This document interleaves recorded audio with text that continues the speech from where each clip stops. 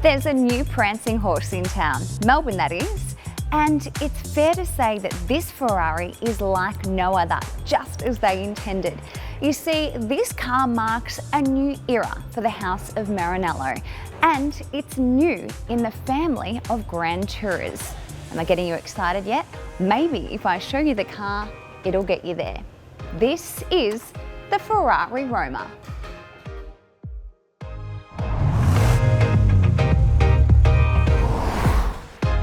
Named after the country's capital, the Roma is sleek and elegant. From the outset, Ferrari wanted to create formal simplicity, which is not such an easy task. While it's in a league of its own, it has taken inspiration from the most legendary GT Ferraris of the 1960s front-engine cars. So what makes this Ferrari so different and speciale? Well, let's take a look firstly at this unique front grille, which is probably the first thing that catches your attention. Now, it's not so typical of Ferrari these days, but I think it makes the car pop and certainly gives it a sense of presence. The shape and overall look is an ode to the 250 GT Lusso, which some of you may know from the early 1960s. It's distinctive with its long bonnet, shark nose overhang, the side is very simple yet sophisticated, and its back is modern and compact. You may recognise these rather quirky, if you will, LED headlights, which have been filtered down from the Monza. Now on the side, most Ferraris leave Maranello with the Scuderia shield option ticked, but Ferraris made an effort to distinguish the Roma without it. The rear lights aren't traditional either. They've gone for much more of a flatter look, again very modernised, and the rear Ferrari emblem is a lot smaller. Again, it's that step towards the brand's new understated elegance, real proof that Ferrari are committed to this new direction.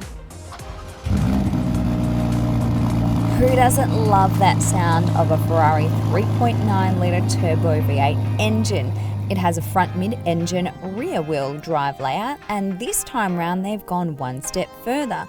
The Roma has an 8-speed dual-clutch gearbox and is more compact and lighter than its 7-speed predecessor.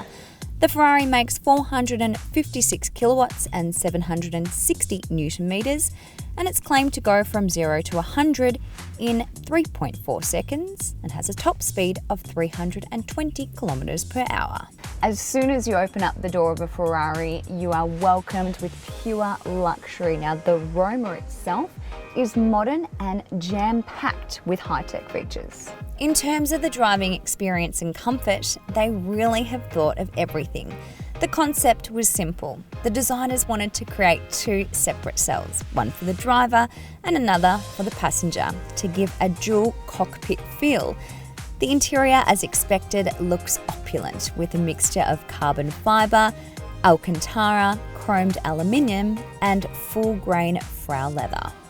Ferrari has gone digital, and it's all about that concept with eyes on the road, hands on the wheel. So everything here with these multi-touch screens can be accessed with your fingertips. For the Roma, they've introduced a touchpad to the right of the steering, which gives the driver the ability to access the central screens, while adaptive cruise control and voice activation is on the left. Traditional controls such as indications, headlights and wipers remain. You can now even change the colour of your tacho depending on your mood. There's keyless entry, a brand new key, and not forgetting that the options are endless, as every Ferrari is built personally for their customer. The passenger is having a great time too. I mean, they're already in a Ferrari, but love these multiple screens. They've got one in front of them too, so they can take over voice control, navigation. They can also see the speed that you're doing. And don't forget, there are two seats in the back too. I mean, they're small, but they're there.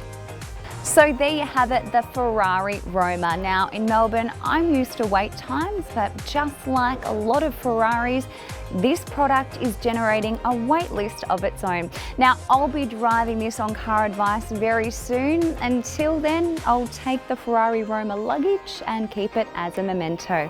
Ciao for now.